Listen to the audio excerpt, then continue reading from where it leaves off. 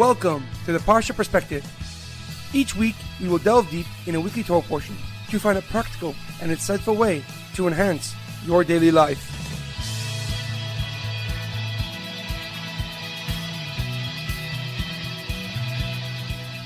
Thank you for tuning in.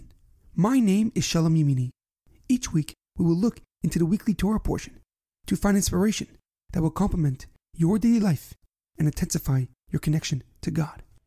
This week's Parsha Perspective is in memory of Shlomo Ben Edward.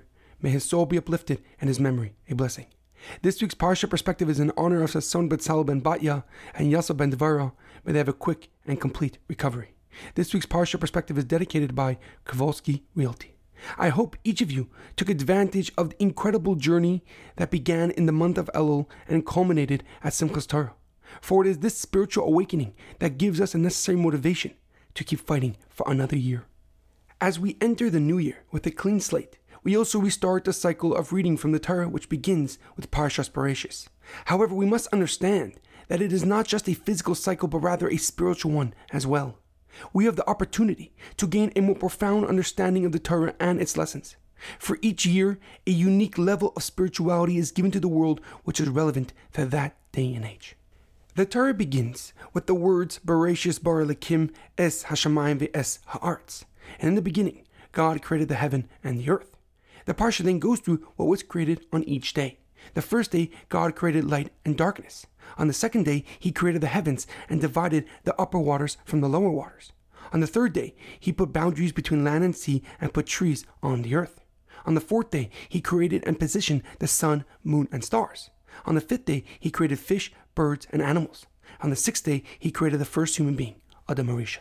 And on the seventh day, God stopped working and sanctified it as a day of rest. However, there's a famous question. When Hashem created Adam, He says, Vayomer Elokim nasa Adam b'tzalmenu kidmusenu. Let us create man in our image after our likeness. But in the next pasuk, it clearly states that Hashem made man and woman in His image. Vayivra Elokim esa Adam b'tzalmei b'tzelem Elokim bara oisai. Zachor unekeva bara oisam. God created man in His image. In the image of God, He created him. Man and woman, He created them. Why did Hashem say, let us create man in our image after our likeness? Who is this other entity that God is referring to? Rashi, amongst many other Mefarshim, explain that the reason Hashem said, let us create man in our image after our likeness is because He was discussing the making of man with the Malachi Hasharis, the ministering angels. The Gemara in Sanhedrin writes that when Hashem wanted to create man, He first created one group of angels, and He told them, if you agree, let us make a man in our image. However, the angels replied, what are these people's actions that you want to create? And God told them, their actions are such and such according to the human nature. And the angels replied, what is so significant about man that you are so mindful of him? And then God in return burnt the angels with fire. The same conversation occurred with the second group of angels with identical results.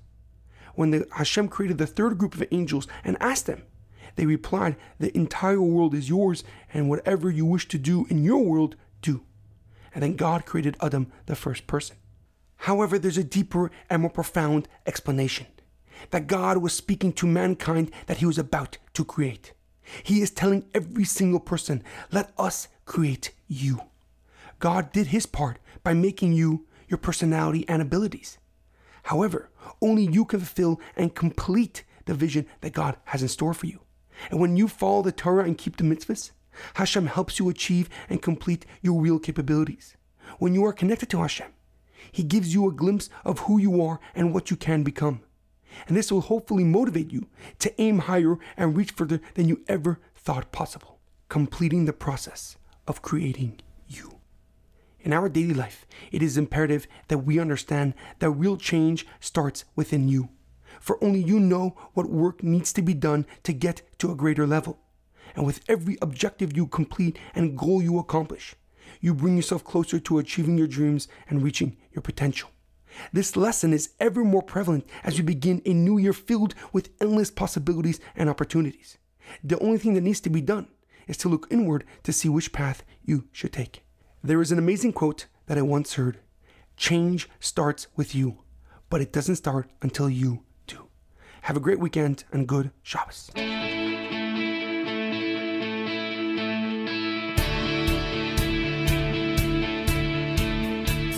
Thank you for tuning in to the Parsha Perspective. Check out our website, theparshaperspective.com. Send thoughts and comments to theparshaperspective@gmail.com. Till next time, thanks for listening.